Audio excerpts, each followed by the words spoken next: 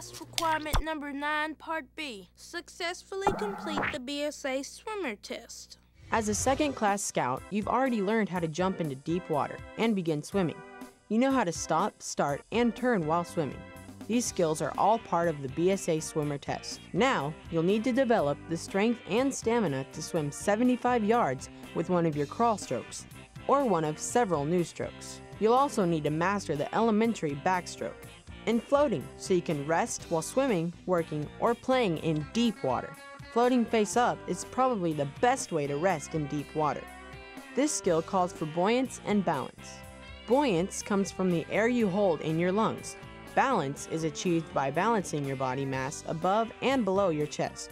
Think of your lungs as balloons supporting the center of a seesaw.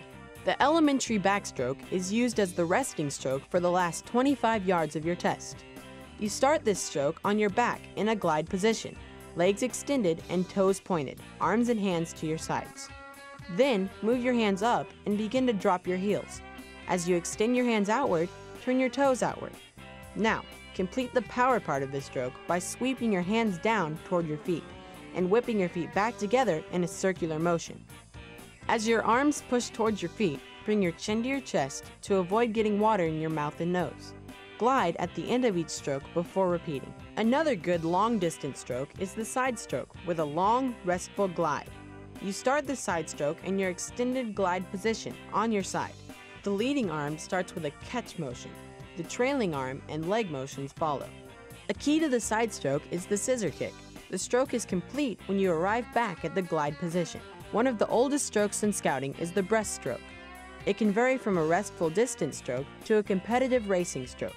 It's a powerful stroke that conserves energy and is good in life-saving. The trudgeon stroke, named for the Englishman who introduced it to competition in 1868, combines the arm movements and breathing of the front crawl with the scissor kick. The trudgeon is a strong, energy-conserving, all-purpose stroke. In review, here are the basic steps in the BSA swimmer test. Jump feet first into water over your head in depth. Level off and swim 75 yards using one or more strokes, including the side stroke, breaststroke, trudgeon, and crawl. Then swim 25 yards using a resting backstroke. The entire 100 yards must be completed in one swim without stops, and it must include at least one sharp turn. After completing the swim, rest by floating. That's first class requirement 9B, the BSA swimmer test. Good luck and good swimming.